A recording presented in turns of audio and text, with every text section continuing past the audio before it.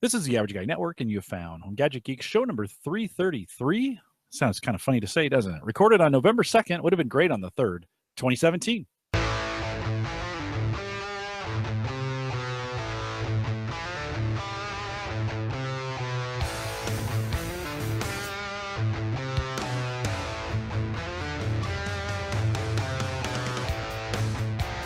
Here on Home Gadget Geeks, we cover all the favorite tech gadgets that find their way into your home. News, reviews, product updates, and conversation, all for the average tech guy. I'm your host, Jim Collison, broadcasting live from the Average Guy.TV studios here in beautiful Bellevue, Nebraska. Just a great time of the year. It's fall. The leaves are coming down. I don't know. It's great. It was pretty chilly, but I love a chilly morning. So it's kind of good that fall is here. And, of course, we post the show with world-class show notes each week, and there'll be a bunch this week out at the AverageGuy.tv. You can also join us live on our mobile app. Don't forget, LastPass is the sponsor of that mobile app. And tonight, we were supposed to have Amber from LastPass. She wasn't feeling well. Starting to get a little complex, Amber. I know she doesn't listen to this, but we've moved her 2 weeks. So next week is drones. Keith Lunsford, Dave McCabe, Mike Uyghur is back. And it's all drones next week. And then the week after that, we'll have Amber. Today, I've got some stuff lined up for you. So hang tight. We got some news. We got some Bitcoin news. We've got some fridge news. I'm going to talk about my fridge. We're going to talk about my beard. It's kind of weird. I know. I get it. But there's a reason we're doing that. And, of course, we thank LastPass for their sponsorship. They'll be back here in a couple weeks. You can get to our mobile app pretty easy. Just go to homegadgetgeeks.com. Look for the iPhone or Android button. Just big buttons right there. You can download it. Many of you do. After every show, I kind of get some stats. And I get 10 or so, 10, 12, 13, something views like that. So, it's out there and available for you. Try it at homegadgetgeeks.com. Then don't forget the best way to support the show. Some of you want to financially support the show. Some of you, Philip, thank you for sending in donations through PayPal. That works as well. But Patreon's really an easy way to do it, especially here in the United States. And if you want to join us, in that, just head out to theaverageguy.tv, click on the Patreon link. $1 and $5 plans. And if you sign up for the $1 plan, you automatically get all the pre and post show. So I've been mixing those together now for the last couple months, available to you only as a patron. So head out to theaverageguy.tv. Just head out to theaverageguy.tv. Look for the Patreon link. It's on the right-hand side. And actually, I think it's that side. And sign up. $1 and $5 plans. Love to have your patronage. We will use Patreon for the meetup that's coming up in the fall. I just met with potentially one of our first vendors, so I'll get excited getting some things moving. Got some great ideas of locations and where we would go. It could be a big deal. And guess what? It could be 2 days and not one. That could happen. So we got some great stuff going on. Stay tuned for what's going on with the meetup, Home Server Show Meetup. I think I'm still going to call it that, by the way. Maybe I'll just say Home Server Show Meetup, Home Gadget Geeks Edition or something like that. And so that's coming up as well. I alluded to it a little bit earlier, sporting the beard now. If you have to kind of watch the video to see it. Last Saturday, I got an early start on No Shave November. Some people call that Movember. Really, it's a cause to raise money for cancer research. And I just got lazy and I thought, I've never done a beard. And so typically everybody does this. I never do, but I thought I'd give it a shot. So watch the video. There you go. Over the weeks, it's going to come in a lot more, and it'll be interesting to see how it goes. But maybe something in your local area to support one of those kinds of things. Of course, October Breast Cancer Awareness Month, and those things are all really great, guys. So I want to encourage you to reach out, support those where you can. They're all for good causes, and it's all good fun. You'll just see. I don't know. Yes, let's just say this. Keep it after November, shave it off in December. I'm going to kind of let you guys decide. We'll do a little poll in the Facebook group. So head out. If you haven't joined the Facebook group yet, there's a link to it out there, I think at theaverageguy.tv. And join the Facebook group. We'll do a little poll. Maybe, I don't know, get 3 or 4 weeks. We'll take some pictures. Let you guys decide. Keep it, shave it. I don't know. We'll let you guys decide. Sarah won't be real happy about that. She doesn't really like it. I'm just going to be honest with you. And I'm to that point where it's a little itchy right now. But I do have some good gadgets coming in, some good gear coming in to help me manage it. So we'll see how that goes. And again, I'd love to have you guys interact with me on it. Don't forget, also, we want to thank Addie for coming on last week. We now have Home Gadget Geeks t-shirts that are available. The link will be out at theaverageguy.tv or in the show notes or on Twitter. in our Facebook group. They're just about everywhere. I want to thank Emily. She was the first one out. If you take a look, at my Twitter feed, Emily is sporting a red Home Gadget Geeks t-shirt. They look good. Emily, that was a good looking color on you. And available on Amazon, $17.99. Addie is doing all that work for us. Of course, Addie was on the show last week. You want to go back and see that one if you haven't. Watch it or listen to it. Really good. We talked about some productivity tips. So you want to go back there and get that done. Really good show. But afterwards this weekend, we got the t-shirts launched. So if you want the first edition, limited edition, we won't run that forever. Limited edition t-shirt, go out and get it right now. $17.99. I guess I could, for those in the chat room, you guys are you guys are the best that we got out there. So there's no doubt you guys have already had it out there. But let's just throw that in the chat room here real quick. If you guys want to take a look at the colors that are available, pretty cool. Gray, a black, a green, a red, a blue, available for both men and women, all the way up to 4X. I think 4. Let me take a look here. I think we've got all the way up to 3X. Sorry about that. Available for you. So if you need them, a lot of the sizes are available for you, and we appreciate you purchasing those and have them. Wait, Addie, thanks. Nice job. She did a really good job on those. And I like them. Super proud of them. Like I said, those will be first edition t-shirts. And we will do other designs after the first of the year. I'll probably run this through the end of the year, and then we'll pull them down. Then we'll start doing a spring version of something that'll be available. And definitely we'll have a special one just for the meetup coming up this fall. And so you can kind of watch for that. I won't do too many a year. I don't want to wear you guys out, but we got the t-shirt available for you out there. Guys, I'm going to have, since I'm solo tonight, I will have a little trouble following the chat. I'm just going to be honest with you. There'll be times I will try and look at it as well. I apologize in advance for not being able to follow through on that. Emily had said in the chat when I was talking about not shaving, she says, haha, Sarah would, I would say it would be more up to Sarah than us. And that's probably pretty true. She just noticed it last night. That was pretty funny. And she's like, seriously, are you going to keep that thing? Like, that was what I got. And I said, yeah, I'd like to give it a rinse. She doesn't like it. I'm just going to tell you, she's not a big fan of it. So yeah, Emily, maybe you're right. Maybe it'll be up to her and not you guys, but it'd be kind of fun just to get your opinion on it. We'll let it grow throughout the month, and we'll see where it goes. All right. Oh, I wanted to mention a new segment, and a couple of you contacted me last week. We talked about a new segment here called Back in the Day. Dave Jackson, who I podcast with on Saturday mornings at AskThePodcastCoach.com. He has this, he says it like an old man, back in the day. We're going to do, and I'm going to feature some of you on a segment that we're going to call Back in the Day, and about 30 minutes of reminiscing about some old school tech. I know you guys all have those stories that you want to tell. And then we'll spend the rest of the time talking about what you're currently doing.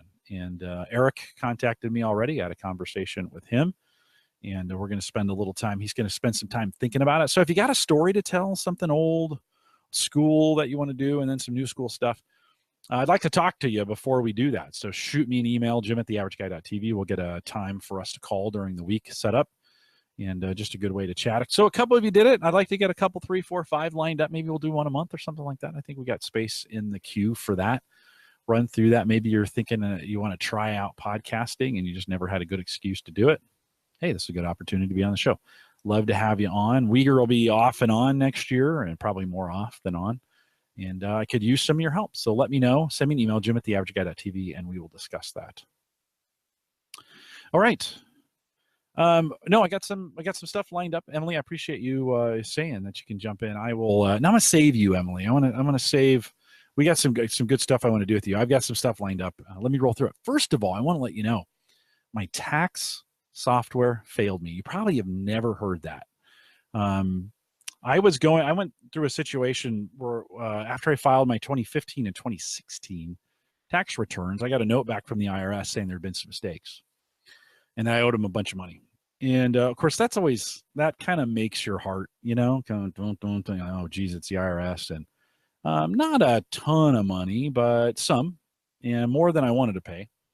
And of course, they give you 30 days to pay it plus penalties and some of those other kind of things. So I just paid it right away. I didn't want to mess with it, but I knew I would go back.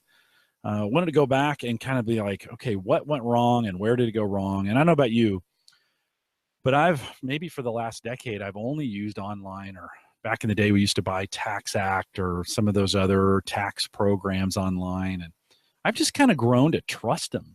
And I really haven't ever gone back to the paper copy and actually validated that it's doing the right things. You kind of think, oh, okay. And I used TurboTax this last year. So something was amiss. And so I went back in, I pulled all the records that I had, and I started going back through. And if you're familiar with taxes and you never need to amend them, you fill out a 1040X. That's the form that you pull together to start doing that. And so I went old school. I went out to the website. By the way, the IRS has a pretty good forms website if you need to go out there and get tax forms. I don't wish this upon anybody. But I went out there, really good site. You can find things pretty easily, download and print the forms. It was great. And I went old school. I'm not going to lie. I'm going to show you a little bit. Yeah, I pulled these down. This is the 1040X. And there's pages worth, 2015, 2016, 2:30 in the morning last night, up working on these to get them kind of done. What I found is TurboTax, who I'd been using before, had incorrectly calculated my my standard deduction, and was not giving me, when I compared it to the tax tables online, was not giving me the full tax deduction I was supposed to be getting. And not only did it in 2016, but I went back to 2015 and it did as well. I'm hesitant to go back to 2014, but let's let sleeping dogs lie, right? It's just one of those things you really want to kind of wake up the IRS. I don't know. I did. It was a significant amount of money that I paid him for 2015, and I knew it was wrong, and I wanted to get that back. So I went through 2015. But so how's this Home Gadget Geeks? Like, we all use tax software, right? And I'm kind of thinking now that I'm gonna double check the paper form. They allow you to print those off. Some of us just save a file and put it away, and it's good to go. I'm going to actually go back through. Now, if you're self-employed at all in any reason, right? I work for Gallup. I get a W-2. Sarah works for a physical therapy company here, and she gets a W-2. But when at LastPass, when they do their sponsorship, that comes in a 1099. The work that I do, the podcast consulting that I do, 1099. Amazon, 1099, right? Those are all self-employment, and it gets a little more difficult. And so if you're getting some of those kinds of things, just remember, BitCoin, we're going to talk about this here in a little bit, is going to create some taxable events for you. So I think I'm changing the way I do things now. I may go back to paper for a while. Now, maybe this is sick, but I really actually enjoyed the process. Maybe this is a little Mike Howard-ish in some ways. I kind of enjoyed the process of going through it by hand. I don't know. It was maybe like solving a puzzle, right? One of those big puzzles you put on the kitchen table. It was not, once I got into it, I kind of found it to be kind of fun, and filling them out by hand. So I may go back, forget software. I may still do it that way and then double check it. I don't know. This is going to be a complicated tax year for me because I'm going to have both wages and income on W-2s. I'm going to have 1099s, very small from Amazon. Let's not talk about that. But there'll be some other 1099 work that's there. And then I'll have tax credits for Sammy, my daughter in college. And we got to figure all that out. If you're listening to this and you're not in the United States, I hope your tax system is easier than ours. Ours is just a bear and a burden, but I may go back. So point being, be careful. I don't know. I've been trusting the tax software all the time. They do these big things at the end, like, oh, you're audit proof and blah, blah, blah. I'm going to go back and double check. And now, to be fair, the tax rules have changed drastically. It seems like every year for the last 5 years here in the United States, there's been a lot of weird things going on with them. So maybe those companies just have a hard time keeping up. I don't know. Have you had any trouble? Have you come across that? Do you ever check your tax returns against the software? We kind of trust those things. That's kind of like, since online banking has come on, I don't ever reconcile my checking account. I don't do what we used to do in the checkbook. I just make sure it matches what's online, and I really trust the online one to be accurate. Do you? I don't know. That's a good question. This year, I'm going to seriously think about hand doing it, and then maybe put it in the system from that, after I'm done. But pen and paper, and man, it felt really satisfying to have it done. There's lots of numbers on there in the right place, double and triple checked. and it was pretty cool. So it's one of those things. Other Jim says 2 a.m. is not a good time for me in the math. Surprisingly, my brain was weird. It was all on. I was super awake. I was super motivated. Kind of once I got into it, I didn't want to get out. In fact, I was doing 2015 to fix it, or maybe it's the other way around. I was doing 2016 first to because I knew I'd made some of the same errors. And then I'm like, I'm going to fix 2015 to see where it's going. And actually, I'm getting my money back and more. So it for me, a couple hours worth it with it, and I'm gonna get my money back. Emily says I don't mind paying the $99 to H&R Block. Yeah, I may actually go in and get a real person too, Emily. That's another option instead of just trusting that software. It gets complicated enough. I might want a real person. And boy, I think about the time I spent. I probably spent 4 or 5 hours last night working through this mistake that was mine. Mostly my fault. Let's just put it that way. But sometimes it is good to pay, and trust the pros, the folks that do it all the time. They're probably better than me at it. Although I'm pretty good at taxes. That's one of those kinds of things. In the old days, before computers, back when the dinosaurs roamed the earth and we were inventing dirt, I did everything paper and pencil, and kind of enjoyed it. Take an evening and. Now, my taxes weren't that complicated then, but I'm getting a little weary of, especially because it was wrong two years in a row, both TurboTax. So there you go. Just a little feedback. I think it's coming. It's getting to be tax time. By the way, probably not a bad time to start thinking about gathering your receipts. It's still a little early. Take a look at your investments. Think about year-end distributions. It's benefits time at Gallup, and we're thinking about benefits for 2018, and it's a good time to think about and maybe calculate out the retirement fund and some of those other things. Just a good reminder. A lot of great tech. A couple updates on mining. I've been talking about it a lot. I've been spending a lot of time with John Biggs online too, talking about it. Good. Yeah, it does look like I disappeared, so now I'm back. Good. Well, if you're listening to the recorded version, you never knew because I probably cut that part out. I've been spending a lot of time with John Biggs and kind of thinking through. So we've been talking about some of this mining stuff. Just to give you an update, I have 2 NVIDIA Asus GTX 1060s. We think that's kind of the sweet spot. Sitting in my Core i7 box. They're not even connected to monitors. They're just running kind of in the box.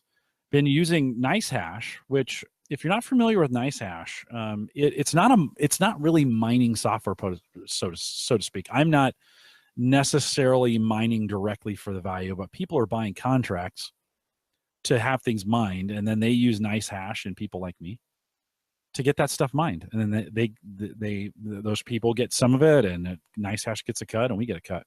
It's been actually pretty lucrative right now. If you haven't noticed, Bitcoin is it's $7,000 today a Bitcoin, which I still think is ridiculous, guys. I think we're on a bubble for sure.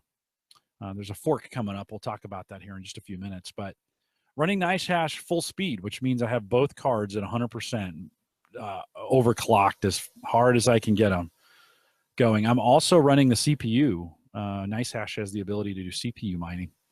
There are some blockchains that will allow CPU mining. It's not terribly effective, but it does work. It'll add a few cents in there.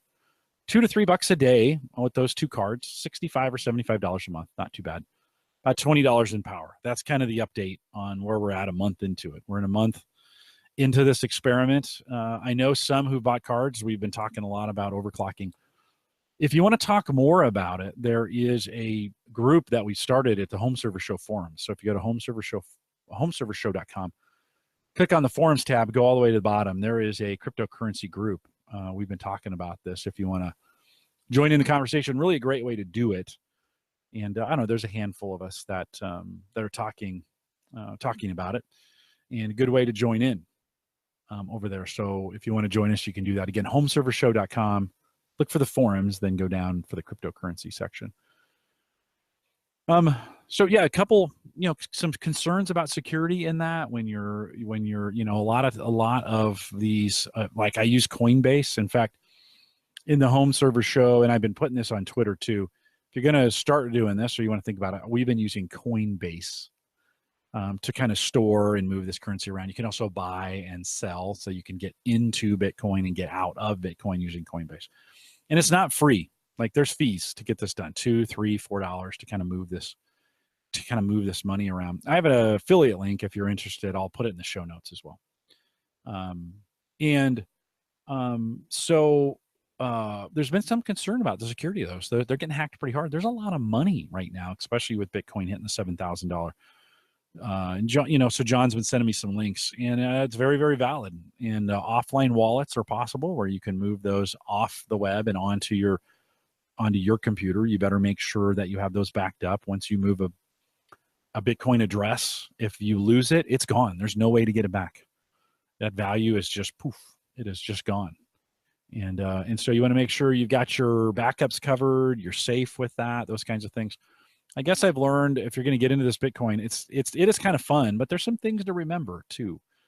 That want to be careful about security. And then, as I was just talking about taxes, you can see my tax forms back here too. As I was just talking about taxes, mining does create taxable events, and the government is the United States government.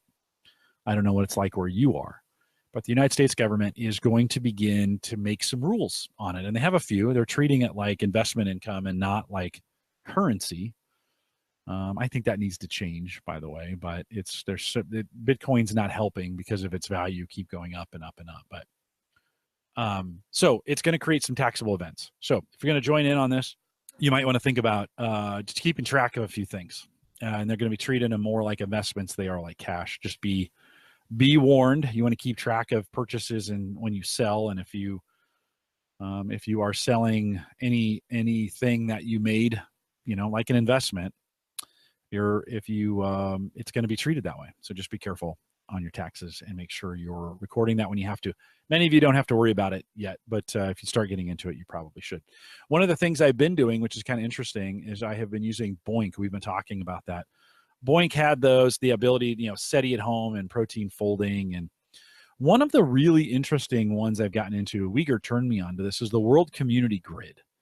So if you go to worldcommunitygrid.org, that's their website, started an effort to create the world's largest computing grid to tackle scientific research projects to benefit humanity. That's what it says right off Wikipedia.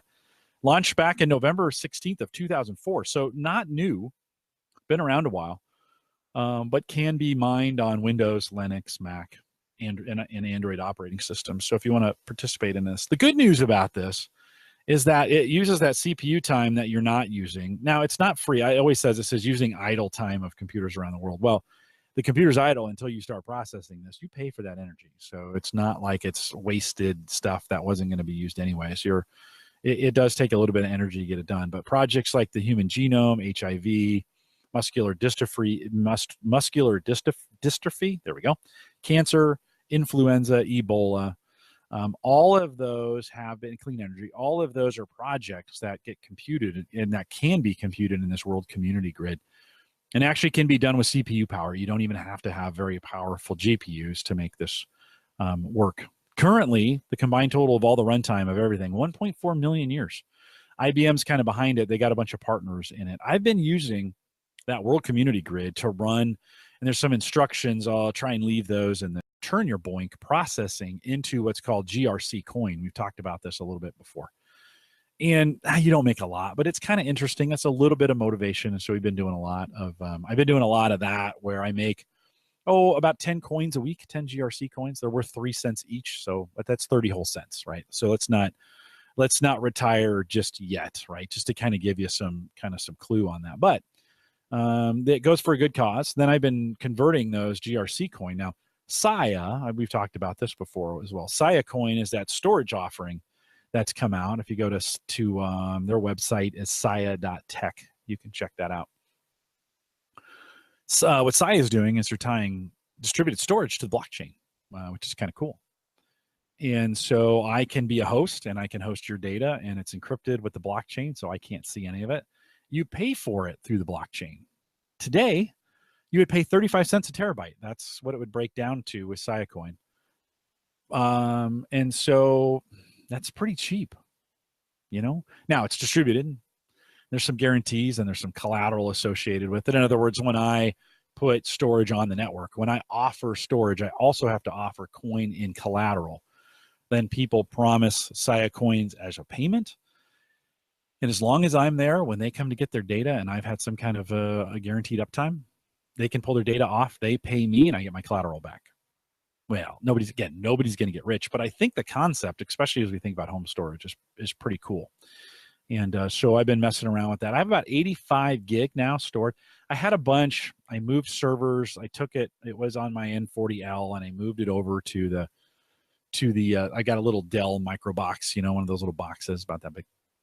And I messed it up in the move. Boy, I did that with Crash Plan too. I'm not very good at migrations. Let's just say it. And so I had to start over. So 85 gig now. Uyghur's about a 500. And he won't have payments. I think he scheduled his 26 weeks. You can set the contract amounts anywhere from 13 weeks to a year. And I think he set some of his at 26. He won't see a payout for a while. Mine will start paying in January 1st. So those very early 13-week contracts will start paying. Now, again, it's not any money, to be honest. 35 cents a terabyte, something like that. I think it's even cheaper than that. Nothing to write home about. But it's interesting. It is very, very interesting. There's, of course, some security concerns about that and what's being stored there and how's it being stored. I've been following the SIA guys on Facebook, and they have an interesting story, and so I'm going to kind of stick with it. And if you want to join me, if you have some questions on that, love to help you out with it, and we can converse over Facebook or talk through the chat or go to that group on Home Server Show.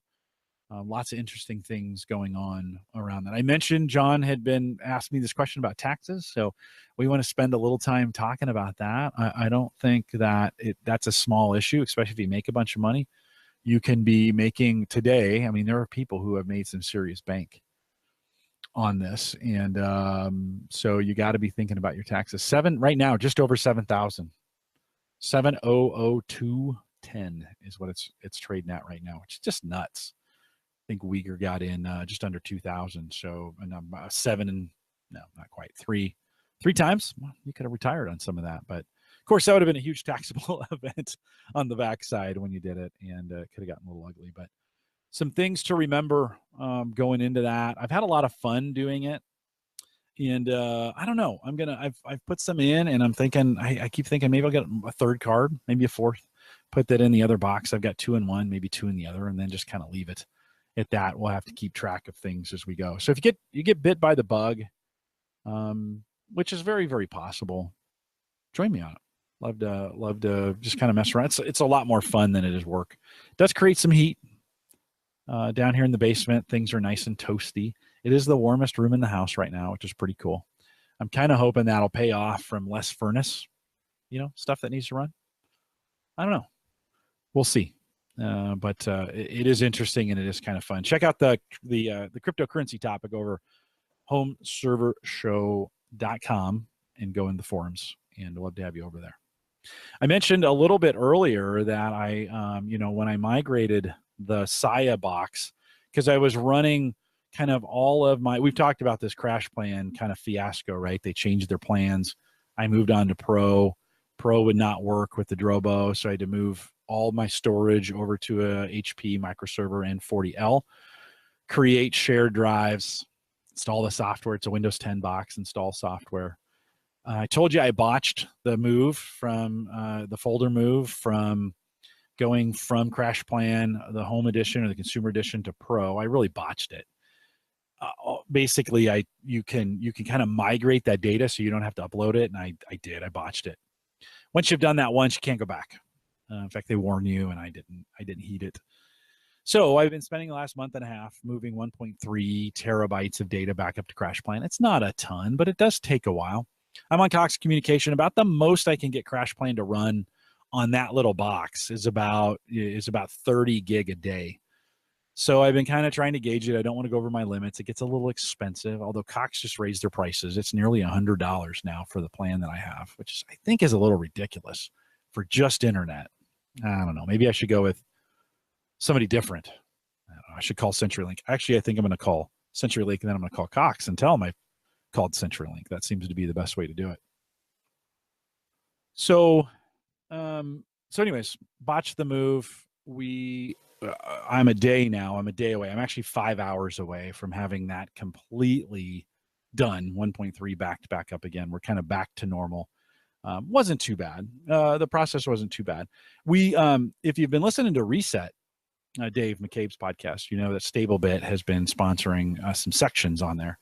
And I actually bought another copy of StableBit Drive Pool, and put it on that box. I've got it on my Plex box right now. It's kind of managing all the recorded and storage drives on there. I think I've got 5 or 6 drives in there. It's also working now on this HP microserver, and I got 3 drives in there, all striped with it's not the right terminology, but all using Drive Pool for redundancy. So if one of them goes, they're backed up.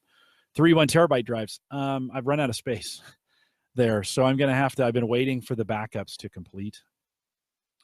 And yeah, Tony Rayner says Drive Pool is awesome. It is really awesome. It's a pretty cool little application. I've had a few problems with the getting the client to connect sometimes, but that's not always software's fault. I've been having to do some wonky things, and usually a little quick reinstall and it gets it fixed. Delete some files and then reinstall, and it just works great. So I'm gonna have to, once I've been waiting for it to back up, then I'm gonna take one of those drives offline, swap it out with a bigger drive out of the Drobo, put those drives. I'm not using as much storage in the Drobo, so I kind of swap those out, get some bigger drives in there. So I should be good for a while. So good weekend project. One of the things I've been thinking about, and I put this on my Christmas list, is a labeler. Because what I don't have, you look in this box, right? There's 4 drives that go across here.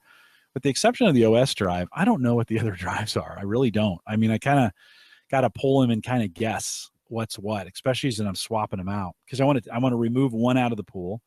Then I want to shut it down. I want to pull it out of the box. I want to put a new one in. I want to format it. And then I want to add that to the pool and let it sync. And then just repeat it. That's what I want to do. I haven't done a very good job of labeling those drives. And I don't know. You guys got some tips for me on that? I was going to get one of those little labelers and use some numbers and, just kind of, this is drive, because you're going to assign drive letters to them. This is E, this is F, this is G. Sometimes then I put the pools down the end of the alphabet. X, Y, and Z are usually my pools. So it's one of those things that I got a little work to do. So maybe this weekend, start swapping some drives around. And now that it's backed up, I really didn't want to do it until I got kind of everything backed up. But what would you do? What would you label it with?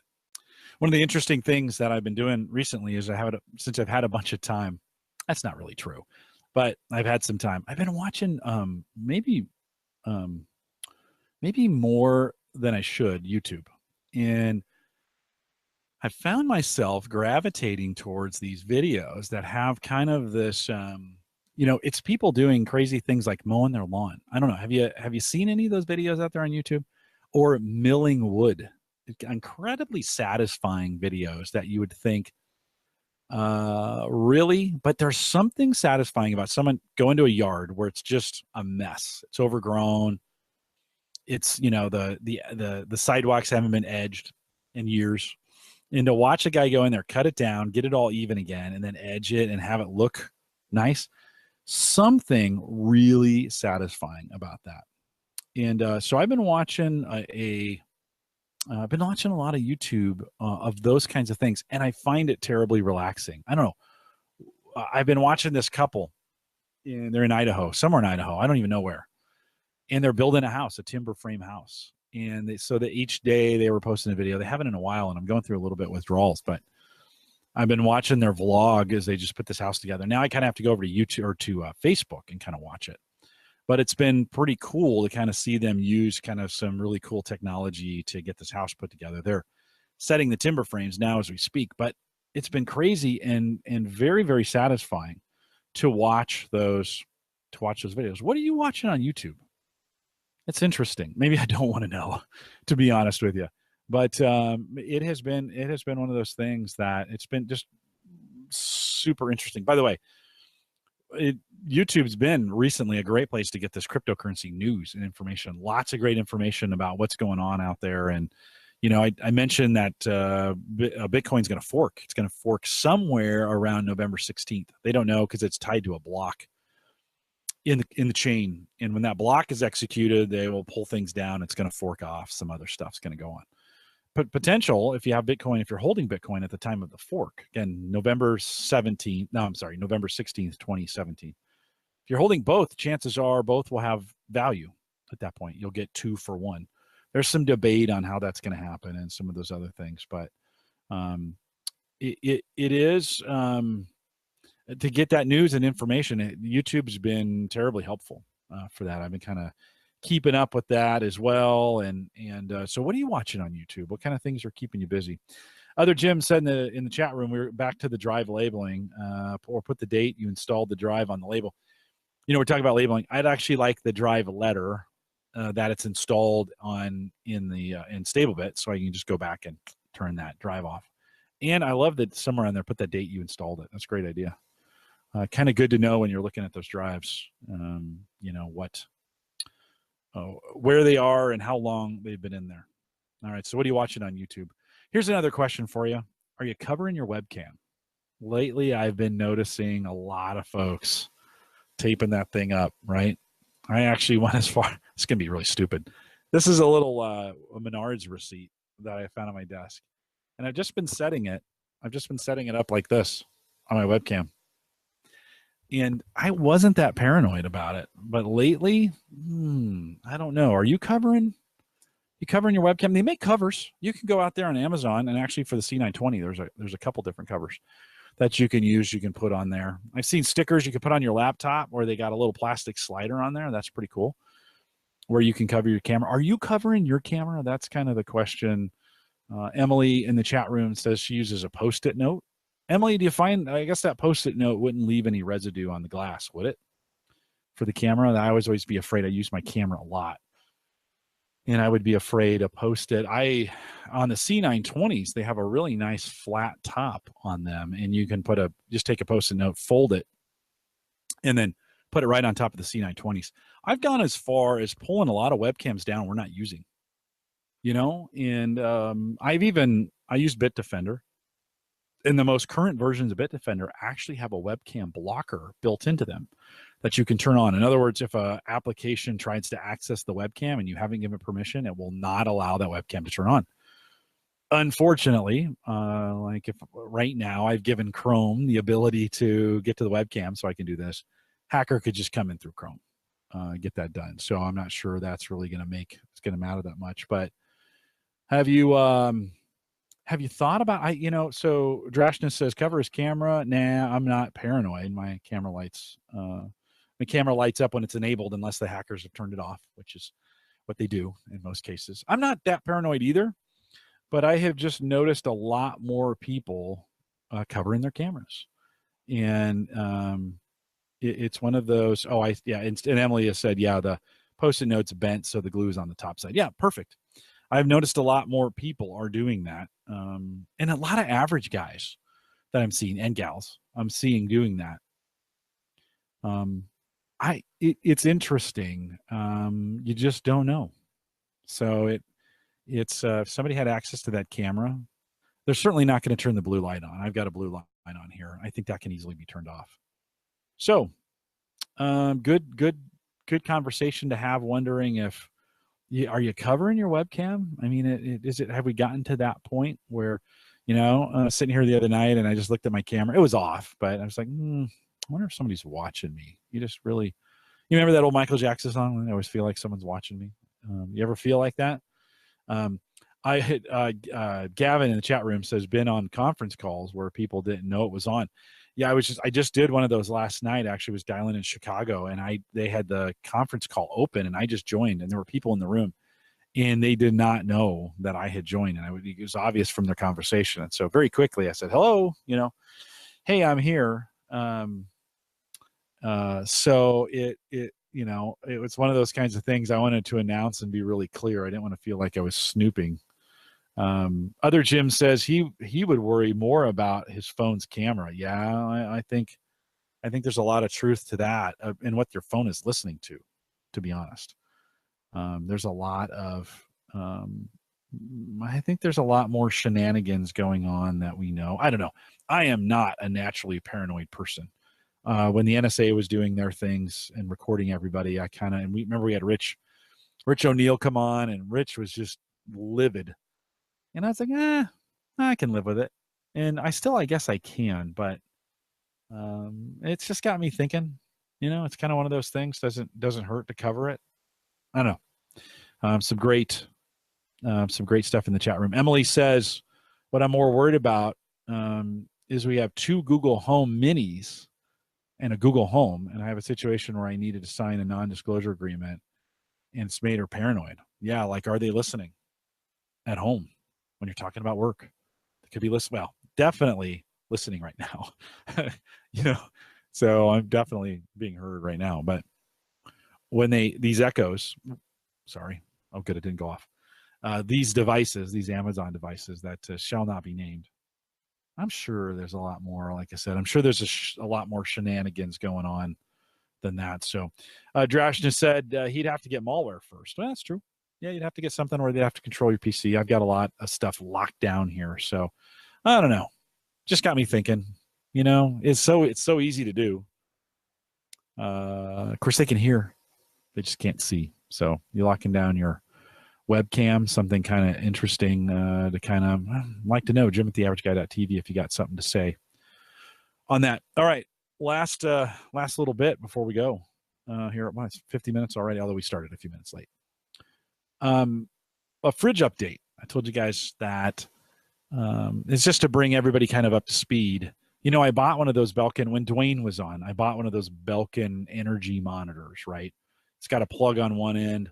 It's got a monitor on the other, a wire, so you can kind of pull it out from behind whatever device is. Those kilowatt meters, you put them somewhere. You got to go back and look at them. And it's hard if the plug is on the fridge, behind the fridge. This kind of thing allows you to kind of put it behind the fridge and then pull the monitor out and watch it. You can set it for monthly. I can put my kilowatt per hour, which is about 10 cents here in Nebraska. Then I can toggle it between a monthly and an annual amount. And we had discovered that the big upright freezer was running about 65 a year. And we had a really old fridge. I was running about 200, 205, something like that, 210. Yeah.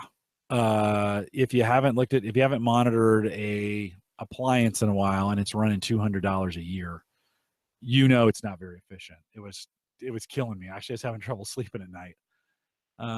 Because it was just like, holy cow, that thing is burning. It's just burning money. Now, $200, not a year. It's not the end of the world, but we could do better. So we went out to the mart, Nebraska Furniture Mart here. Sarah and I bought a fridge. That was kind of a whole fiasco all in itself. Their chat was great, but their service was terrible. It took them 3 weeks to get it out here. And I wasn't real happy with them on that, but it's a whole nother story. Fridge got here on Sunday. And I paid to have them take the old fridge away, $15. It was super convenient. It was a nasty fridge. I'm glad we got rid of it. We used it for about 15 or 20 years with the kids. We had 2 fridges and we had all this food because I have 5 kids. And it was great while it lasted, but its day was done. So they pulled it out, put the new fridge in. I put the new Belkin monitor on it. I was like, now in the box, it was advertised. And I swear to God, this will be the only time this will ever happen to me. But out of the box, it was advertised about $52 a year on average. That's what they gave me. It's been running since Sunday. We got the monitor on it, $27. Yeah, $27. I thought, holy cow, that thing's efficient. Now, when we first fired it up, it was super expensive because it's got to run that compressor to get the temperature down. And so it was running pretty high. And then as it's run over the week, it's just kept dropping and dropping and dropping. And so a nice, wow. I mean, so for just fridge to fridge change, $170 difference in an annual. Well, that can make up a lot on that fridge. We're going to either give that freezer away to somebody who really needs it, shelter, something like that, or because it's actually worth more to me as a tax write-off than it is selling it, or we might sell it. So the freezer will go too. There's another $65 back. Don't tell Sarah, but I'm hoping to use that for mining. So, but use that energy that I was using before that was not being productive. Now super productive. So that Belkin energy, I forget what it's called. I think I put a link in the show notes with Dwayne. Sold out. for a while. It's not available. I had to buy them from Belkin, and then Belkin sold out. But man, that thing is great on making decisions on does it stay or does it go. And if you've got some old equipment and you kind of want to know, like, I wonder what this is really costing me. Spending $200 a year on a fridge, not a great idea. And so it was helped me make a really good decision, and it helped us save some money. So pretty cool. Tony says in the chat room he's renovating the kids' bathroom, so he's watching a home repair tutor on YouTube. Yeah, great videos for DIY person. Wow, you can learn to fix anything. That's pretty cool. I've had some trouble with some very specific equipment, and have Googled it and ended up on YouTube, and pretty cool to be able to, kind of help me fix anything. So fridge is gone, new fridge is there. It's kind of cool to have that, taken care of. And I've been trying to kind of limit although not really, because I'm running these miners. I was going to say, I've been trying to limit my energy footprint, but these miners are not the best efficient things. They are actually, these 1060s are pretty efficient, but I'm making that choice. So helpful to have one of those Belkin Conserve. There's other ways you can do it. There's little plug-in devices that you can do it with your phone. D-Link makes some of those. TP-Link makes some of those. There's a variety of them if you want to do it that way. You don't even have to have that big long cord. You can just do it. I like it because it's simple and it sits out and I don't have to look at it on my phone. So it was worth the $30. Some people question, like, so you're spending $30 to save money? Yeah, kind of helpful. That's kind of helped me speed up that process to get rid of that fridge. We actually had that thought a couple of years ago. I just didn't act upon it, and kind of glad that I did. So $27 down, $200 down to 27. Pretty freaking sweet. Well, thanks for coming out tonight. We'll make this. I was gonna say make it a short show. It'll be an hour by the time I get done with things. By the time I do all the reminders. Thanks for you guys in the chat room for jumping out there tonight and getting me some good stuff to watch. It really is different to kind of do this on your own and kind of watch it this way. But I appreciate you guys out there, and appreciate the comments that you make. Tony just said the guy who started Belkin was a loner, nerd guy who got into gadgets, and now's a wealthy guy. Yeah, well, maybe that wealthy guy's you.